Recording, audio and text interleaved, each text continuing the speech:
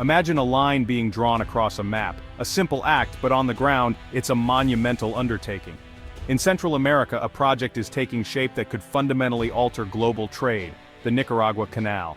This isn't just about digging a ditch, it's about carving a new artery for commerce, 3 times longer than the Panama Canal built for the world's largest ships. The price tag? $50 billion. Backed by Chinese investment, the canal promises to reshape shipping lanes and challenge the Panama Canal's dominance. The plan includes not just the canal, but deep-water ports, a free trade zone, an airport, and resorts. A vision for a new economic reality. For over a century, the Panama Canal has been the king of transoceanic shortcuts.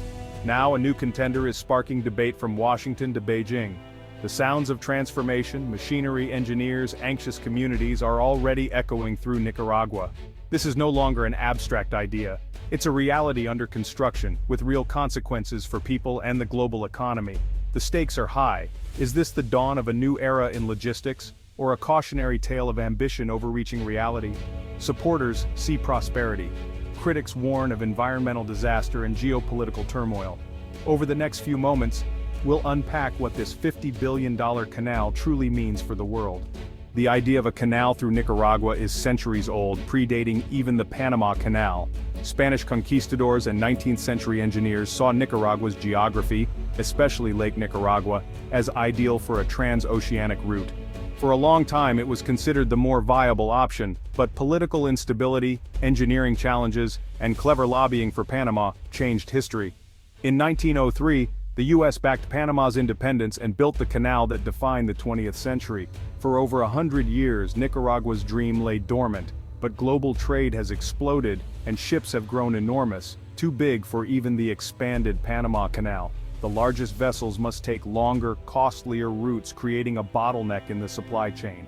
In 2013, Nicaragua granted a 50-year concession to HKND Group, led by Chinese businessman Wang Jing, to build and operate a new canal. The rationale: the world needs a bigger canal and Nicaragua needs economic transformation. It's a bold revival of a historic ambition, with China's financial muscle aiming to solve a modern problem. The stage was set for a new chapter in global trade. The proposed Nicaragua Canal would stretch 278 kilometers, connecting the Caribbean at Punta Gorda to the Pacific at Brito, over 3 times the length of the Panama Canal. A key section would cut across Lake Nicaragua, raising major environmental concerns about saltwater contamination and ecosystem disruption. The canal's design, up to 520 meters wide, 30 meters deep, with locks to accommodate the world's largest ships. The project's inauguration in 2014 promised swift progress, but reality has been far more complicated. Early work focused on access roads and port upgrades, with an optimistic completion date of 2020. Delays, financing questions, and lack of transparency have plagued the project. Wang Jing's fortune suffered in the 2015 Chinese stock crash, casting doubt on the promised investment. As of now, major excavation hasn't begun, leaving the grand design in limbo. As of late 2025, the Nicaragua Canal project is a study in contrasts. Official statements still tout the canal as Nicaragua's economic salvation, but on the ground, progress is slow and uncertain. The initial flurry of activity has faded, promised equipment and workforce have not materialized. Local communities live in limbo, unsure if they'll be displaced. Satellite imagery confirms only minor preparatory work, no major excavation. Experts say the financial and logistical hurdles are far greater than anticipated. The political will remains, but the financial reality is murky. Officials now project a gradual, phased construction over the next decade. For Nicaragua and the shipping world, the waiting game continues. The Nicaragua Canal is more than a construction project, it's a geopolitical move. China's backing signals its growing influence in Latin America, challenging a century of US dominance established by the Panama Canal. Washington is officially skeptical, citing economic and environmental concerns, but privately sees a strategic challenge. A Chinese-operated canal could give Beijing leverage over global trade and a strategic foothold near US shores.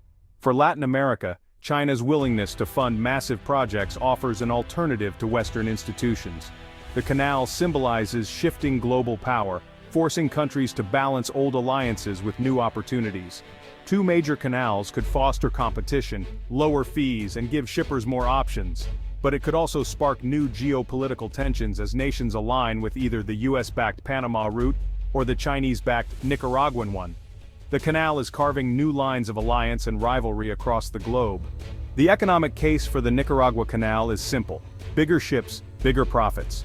Super carriers too large for Panama must take longer, costlier routes. Supporters say the new canal would unlock massive efficiencies. Proponents project billions in annual revenue and hundreds of thousands of jobs, promising to double Nicaragua's GDP. But economists and shipping experts are skeptical. The price tag could reach $100 billion, and demand from supercarriers may not justify the cost. The global economy has shifted. Slower trade growth and regional manufacturing could reduce demand for interoceanic shipping. The Panama Canal has responded by adjusting tolls and marketing its reliability. The Nicaragua Canal is a high-stakes gamble. If projections are right, Nicaragua wins big. If not, it could be left with debt and an unfinished project. The stakes are enormous. For tens of thousands living along the canal's route, this project is personal, a threat to homes, land, and way of life. The government has granted HKND broad powers to expropriate land, casting fear over rural and indigenous communities. In towns like El Tule, residents protest, demanding respect for their land rights. Francisca Ramirez, a farmer and anti-canal leader, says, "This land is our life. We will defend it to the end." Indigenous groups like the Rama and Creole fear destruction of ancestral territories and fragile ecosystems. They argue they weren't adequately consulted, violating Nicaraguan law and international conventions. The government's response has been firm. Protests met with police, activists report harassment. Officials promise fair compensation and national benefits, but locals see little comfort. Many fear being pushed aside for a foreign-owned project, their voices ignored. The human cost is a story of displacement, resistance, and struggle for home. The canal's path is lined with uncertainty and loss. Experts are divided on the Nicaragua Canal's future. Some see a game changer, others a looming disaster. Optimists argue the canal is the next step for global trade, built for the ships of tomorrow. Dr. Li Wei, maritime logistics expert, if the financial and political will holds, the canal will transform shipping for the largest vessels. Environmental scientists warn of catastrophe, especially from dredging Lake Nicaragua. Dr. Jorge Huet Perez, biologist, you risk the country's most important water resource for questionable benefits. The ecological risk is immense. Political analysts see the canal as a strategic play for China, regardless of commercial success. A Chinese-led entity could control a vast swath of Central America for a century, a geopolitical victory. Economists focus on the lack of transparent, committed funding. Mega projects live and die by their financing, says a Moody's analyst. So far, the canal is built on promises. Without major international backing, the project remains speculative. The consensus: immense potential, immense risk. The canal's fate hangs in a delicate balance of money, politics, and environment. The Nicaragua Canal is a story about the future, a bold vision of new trade routes and shifting power. Yet it's fraught with financial uncertainty, fierce opposition, and environmental risk. The project stands at a crossroads, its future as uncharted as the oceans it seeks to connect. Will the funding materialize? Can it be built without devastating ecosystems? Will economic benefits outweigh the human cost? The answers will ripple far beyond Nicaragua. The world has a stake. Shipping, power, and indigenous rights are all intertwined with this project. It forces us to confront the price of progress and who decides when the rewards justify the sacrifices. The Nicaragua Canal is a real-world test case for these questions. This story is far from over. It demands our attention and engagement. The line across Nicaragua is more than a path for ships. It will define a future. Whether that future is prosperity or regret is still being written, one shovelful at a time.